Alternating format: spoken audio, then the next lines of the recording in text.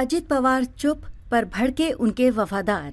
अमित शाह के शरद पवार पर दिए बयान को लेकर महाराष्ट्र में उबाल। केंद्रीय गृह मंत्री अमित शाह के राष्ट्रवादी कांग्रेस पार्टी के अध्यक्ष शरद पवार और शिवसेना अध्यक्ष उद्धव ठाकरे पर किए गए हमले पर विपक्षी महाविकास आघाड़ी के साथ साथ सत्तारूढ़ सहयोगी एनसीपी ने भी तीखी प्रतिक्रिया दी। एक सभा में एक मंत्री ने पवार को भ्रष्टाचार का सबसे बड़ा स्रोत और ठाकरे को औरंगजेब फैन क्लब का मुखिया बताया था। इस पर एनसीपी की कार्यकारी अध्यक्ष सुप्रिया सुले ने कहा, ये बयान हास्यास्पद है। शरद पवार या उद्धव ठाकरे का नाम लिए बिना बीजेपी के लिए सुर्खियां नहीं बनती। ये वही बीजेपी सरकार है जिसने शरद पवार को पद्म विभूषण से सम्मानित किया था। वहीं अजित पवार ने खुद शरद पवार के लिए कहा कि वो उन्हें भगवान की तरह सम्मान देते हैं।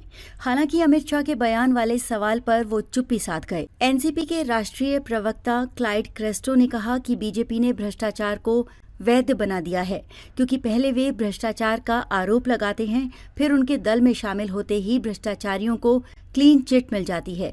शिवसेना सांसद संजय राउत ने कहा कि अमित शाह और भाजपा ने केंद्रीय जांच एजेंसियों का दुरुपयोग करते हुए अन्य सभी दलों के दागी नेताओं को स्वीकार कर लिया है, जिसके बाद वे दूसरों को भ्रष्ट कहने का अधिकार खो चुके हैं।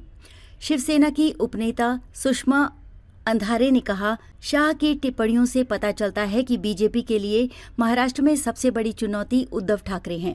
हालांकि हम ऐसे व्यक्ति को महत्व नहीं देते जिसके व्यक्तित्व पर कलंक की छाप हो। इस पर सत्तारूढ़ एनसीपी के अजित पवार ने कहा कि पवार साहब मेरे लिए भगवान की तरह हैं, लेकिन जब उनसे अमित शाह के बयान पर विचार पूछे गए तो उन्होंने कोई टिप्पणी नहीं देकर जवाब दिया। एनसीपी मंत्री धनंजय मुंडे ने अमित शाह का समर्थन करते हुए कहा कि वो बिना सच्चाई के कुछ नहीं बोलेंगे। अजित पवार के कट्टर वफादार पिंपरी के विधायक अन्ना बनसोडे ने शाह की टिप्पणी के लिए उनकी आलोचना की। उन्होंने कहा, हमारे मन में पवार साहब के लिए अत्यंत सम्मान है।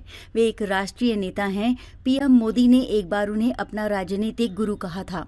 दुर्भाग्य से शाह ने पवार के खिलाफ ऐसा बयान दिया।